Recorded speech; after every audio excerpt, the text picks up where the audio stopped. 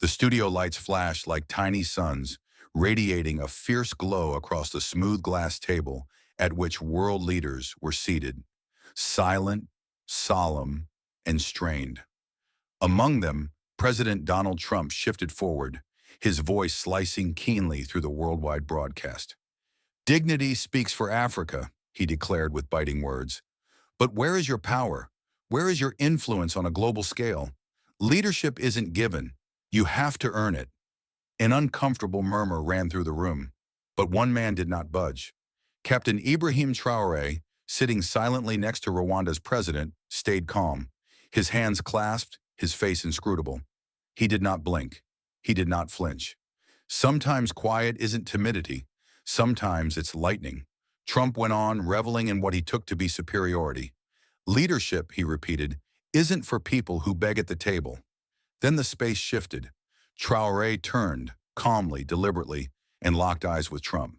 And with a voice barely above a whisper, but louder than any roar, he said, "You're not fit to lead the world." Gasps filled the studio. A heartbeat passed. Then another. Even the cameras stood still, the kind of silence that makes history. Somewhere in the control room, a producer had dropped their headset. On screen, the camera panned in on Trump's face, his jaw set, his mouth compressed. And in that instant, the world shifted. In minutes, social media exploded. Traoré versus Trump was trending in more than 40 nations. But in that Geneva studio, time stood still. Trump, visibly shaken, at last spat, "Excuse me? What did you just say?" Traoré's tone didn't change. He didn't blink. "I said, you're not fit to lead the world," he repeated, "because true leadership requires humility, and the world is tired of being lectured, tired of being spoken down to." A wave of emotion rippled through the room. One African delegate quietly wiped away a tear. The cameras continued to roll, cutting between Traoré's serene confidence and Trump's mounting frustration. "You come here to insult me?" Trump snapped. "I gave your continent aid, respect." Traoré stood firm. "You gave what benefited you," he declared, voice unwavering, "not what honored us." His words did not require loudness. They had authority. They had legacy. Trump's face reddened, but yet again, no one ventured an interruption. Viewers around the world leaned forward. In Ouagadougou, children sat next to their mothers with wide eyes. In Detroit, retired veterans cranked up their televisions. In Paris, African students cried. Because finally someone was speaking, not angrily, but truthfully. In the background, CNN anchor Danielle Morris brushed away a tear. She'd covered war zones and political rebellions. But this was different. Her earpiece crackled.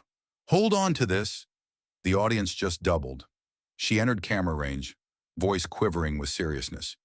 "We might be seeing one of the most significant political moments ever to be broadcast live." On set behind her, Trump sat back, mouth clenched. "How dare you teach me?" he snarled. But Traoré didn't lash back. He just said, "The world isn't your audience, Mr. President. It's your duty." And then he reached into his pocket, and what he produced stopped the room dead in its tracks. It was a faded old photograph. He held it aloft and spoke softly. "This is my mother. She walked 10 miles a day with water on her head just so we could survive. So forgive me if I do not define leadership as you do." The room gasped. Trump opened his mouth, but again, nothing emerged. Online, comment boxes overflowed with tears. "I'm crying at work." He didn't yell. He just told the truth. This isn't politics. This is humanity. And in living rooms around the world, a single question was whispered back and forth. Who is Ibrahim Traoré? But the tension had not passed. Trump attempted to speak, but his words faltered. His eyes skittered about. For once, the master of the microphone was at loss for words. And then he exploded. "What makes you entitled? You, born in a nation with no international power, no place at the table, what makes you entitled to question me?" The room turned cold as ice. Traoré did not shift. He did not yell. He did not blink. And then, with all the elegance of his lineage behind him, he replied, "The very same thing that entitled my mother to carry water under a scorching sun: survival."